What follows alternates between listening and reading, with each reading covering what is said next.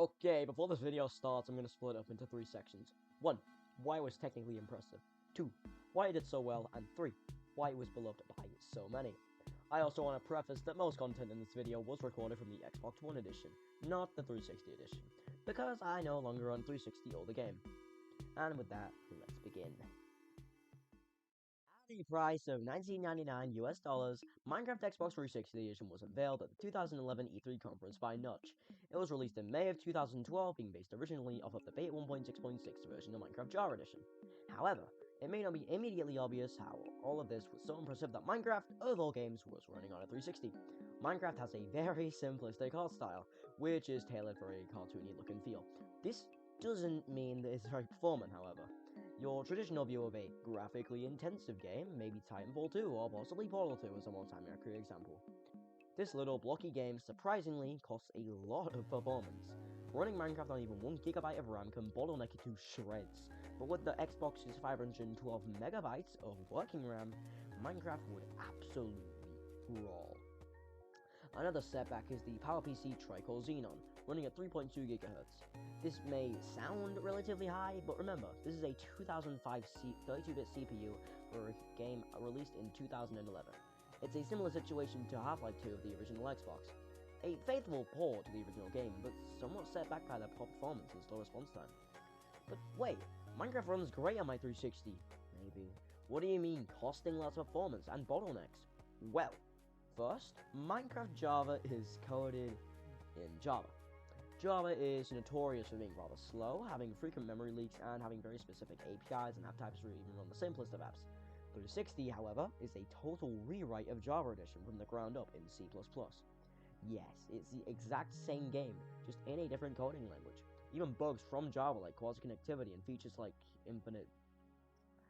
Wait, worlds aren't infinite.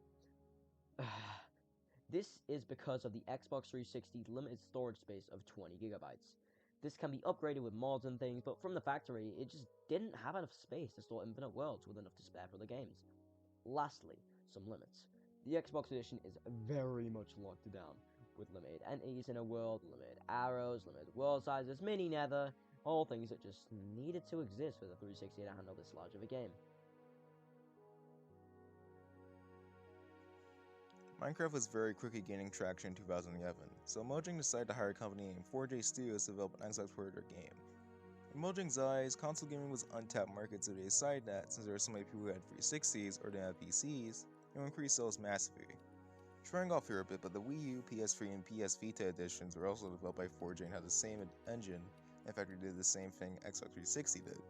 Another reason it did so well is because Xbox 360 was a readily available console and had been out for years already, but getting a PC was both expensive and extremely hard to pick a good one for PC gaming.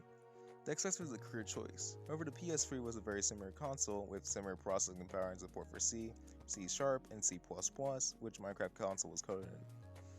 Honestly, I don't know why it didn't port it to the PS3 first. It was most likely due to the PS3 not being owned by Microsoft, which in turn created problems with deals with Microsoft were made in 2014. Anyway, here's the list of the legacy versions. 360, May 9th, 2012, PS3, December 17th, 2013, PSV, October 14th, 2014, PS4, September 4th, 2014, 1, September 5th, 2014, Wii U, December 17th, 2015, NSW, May 11th, 2017, and I'm aware these aren't legacy console, but they're here anyway, MCB, August 16th, 2011, and 3DS, September 13th, 2017. Xbox 360 edition had a charm to it. Not many people know what though, so I'm here to tell you. First, gamma. That gamma slider. That little thing in your video tab in some games? Yeah, that. What it did was soften colors, brighten them, and then decontrast them. That's why when you set your gamma high enough, you see bands of color, because there is not enough information. HDR, I think, did exist back then, but no one cares enough about it in 2011 to use it in monitors. Hey, speaking of video, there's something that nobody notices. In this version, this peculiar aspect of the light rendering code, which just brightens the general area of the screen instead of just the affected area, nobody notices, and I think you find something on my monitor, but it seems common, so it's in here. Minecraft console was in no way perfect. Nothing is. It actually catch up big time to add all the missing features from Java Edition. Keep in mind it was a 1 year gap between 1.6.6 beta and 1.2.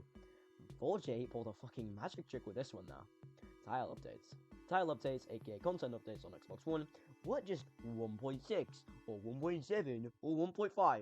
No, they could mishmash this all together to release something that, while strange, worked far too well. They could add horses in one update, then Savannah, then comparators.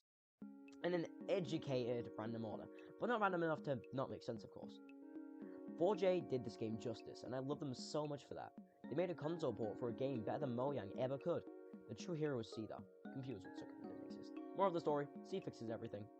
I hope you enjoyed this video and weren't too bothered by my extremely squeaky voice. My goal is to make it to 300 by next month, and I know we can do it by April. It will be a birthday dream. Anyways, if you enjoyed this video, like, subscribe, comment SDSide, and join my Discord server. Also, thanks for WispyHive to helping me with this video. Shout out to him, man. Thanks for watching, and bye-bye!